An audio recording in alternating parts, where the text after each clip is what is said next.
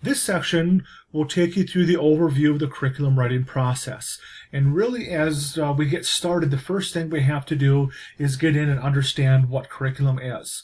Curriculum is the organization and structure of how the standards will be taught. So one of the first activities that we're going to do in this process is writing a curriculum map, because that's giving that organization of when each of the standards and concepts are taught throughout the entire course.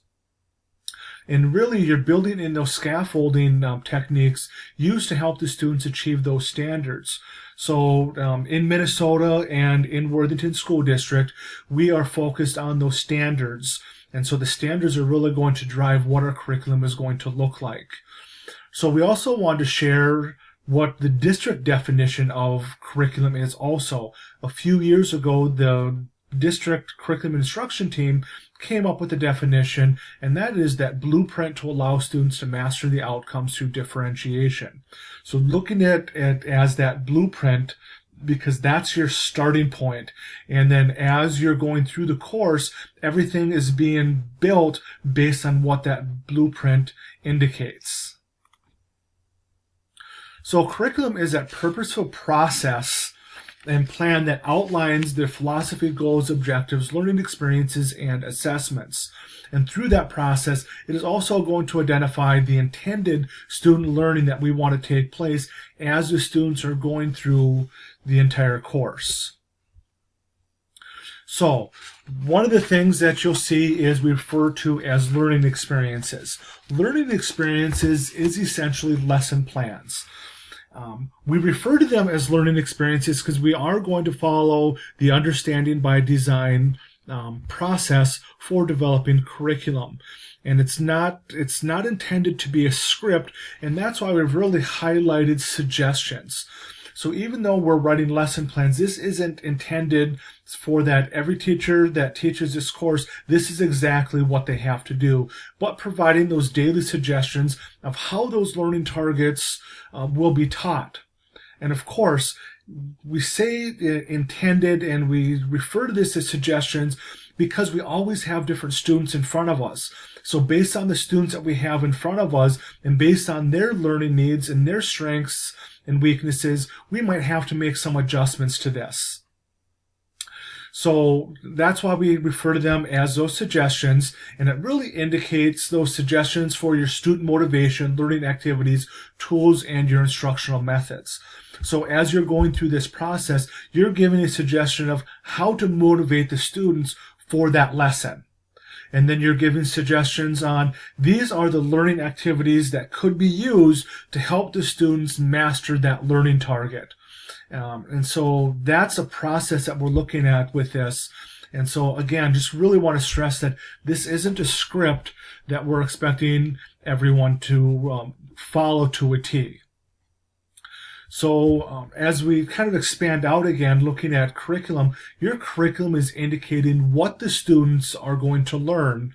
So that's what your curriculum does. And then when you get into your individual learning experiences, this indicates how the students will learn it and taking you through that process. And we'll get a little further in depth and more detail as we progress through the training, especially when we get to the learning experiences. So next, we just kind of want to take you through what this curriculum development process is going to look like as you are writing this summer. So phase one is what you are going through right now. This is the training. So we are going to get into UBD, which is the understanding by design. We are also going to get into rigor, building rigor in, as that is one of our district goals is with rigor. And then we're also going to touch in on assessments, on how to write assessments and providing variety with assessments. And then we're also going to get into the technology integration, how to integrate those different pieces of technology within the curriculum. And as we're also doing that, we do need to make sure that we understand what copyright is. And then finally, we're going to go into some of the templates and rubrics that we're going to be using through this process. So when we get into phase two is going to be the unpacking the standards, So we'll take you through that process, what that's kind of going to look like, and then coming up with a course description. And your course description might be something that's already been developed, but this would be the time that if we need to make adjustments to those course descriptions, this is the place where we would do that. And then we're going to get into the curriculum map. So after your course description, then you're going to write a curriculum map, which is basically going to outline those concepts that are going to be taught throughout the course that we're teaching. And then the next step is developing those unit assessments. And then finally, then we'll get into actually plan those learning experiences and instruction. This might seem a little different from what we've done in the past. We're following this process because this is the process as outlined in the Understanding by Design and the research and the data that has gone into this to show how successful this process is when you develop curriculum this way. The next phase, we're going to get into looking at reviewing and revising. So as we are going through this process, we have rubrics and checklists to kind of go back and check what we're doing to make sure everything's kind of in alignment and addresses the goals that we're kind of looking for with having written curriculum in the school district. And those will be shared with you in this training as well. And then from there, based on those checklists and rubrics that we go through, there might be some things that we need to go back and revise and make some adjustments to. And so then that's that process with that. And then finally, we're looking at implementation. So going through and looking at how are we going to implement this. So after we spent the summer writing this, we want to be able to go in and start implementing this. So we do want to implement the curriculum with fidelity. So going through and making sure that we're following the written curriculum that we worked on over the summer. And then more importantly, we want to have curriculum feedback. We really want to get that feedback from the teachers on how this curriculum went. They wrote this curriculum, how did it go? Or do we need to make further adjustments after you've actually had the chance to teach the curriculum? And this is something that I will work with teams throughout the year as we get to understand this a little bit more. So really what we want to know is what's working, if there are adjustments that are suggested, possibly additional supplementary resources, and then also really after you get a chance to look at that common assessment data and determine the skills and concepts the students are struggling with, and if adjustments to the curriculum would better help the students master those content and skills. So one of the things that we will do, and I'm going to show you this in just a minute, is we have a curriculum development timeline, and it's just a kind of a general timeline that we kind of want to follow, and not that has to be followed to a script, but we kind of want to use that to make sure that we stay on pace throughout the summer to make sure that we have this completed by the end of the summer. So I'm going to show you that right now, and then I also want to make sure that everyone knows that I'm going to be available to work with teams throughout the summer, and if there are times that it would be better that we do this electronically or through the phone, that we can do that as well. So as we get in and start taking a look at this timeline, so this is kind of what we're talking about. And so then I'm going to have this linked in so that you have access to this as well. This kind of takes you through all the different activities as I kind of already talked about earlier.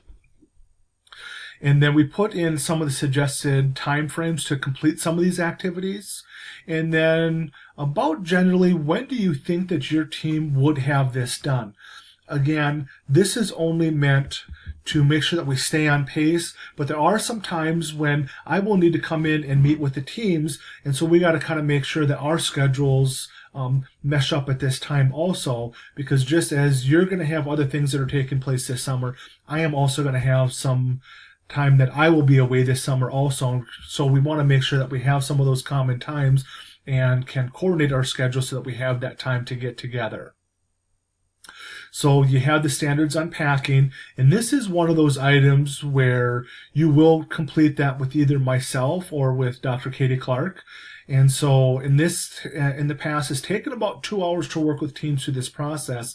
And then this is something that we work on this process together. So this is one of those big areas that when do you want to get this completed so we can get that on the schedule to make sure that we're all available. And then based on the unpacking the standards, do we need to update our essential outcomes and learning targets? And that's really done, these two things are done together. So the unpacking the standards and updating the essential outcomes. And sometimes the essential outcomes won't change. And then we want to develop the first unit of the curriculum map. And we say just the first unit at this point because we do want to have you complete that first unit. And then on top of that, go in and kind of submit that so we can take a look at it to kind of make sure that we're on the right track with everything, so that we don't really want to do a whole curriculum map and then find out there were a couple of things that were done incorrectly and then have to go back and do it at that time. So if we do just the one unit, we can catch some of those things right away. And then after that, make any revisions if needed, and then complete the rest of the curriculum map. So we do have some suggested timeframes on how long we think that would take to do some of these activities. And this is based on how long it took teams that have developed curriculum over the summer for the past 2 summers, so that you have all this information in there. So this is kind of where we're sitting with things. And so as you continue through, and if you have any questions that come up as we're going through this process, that is just going to be something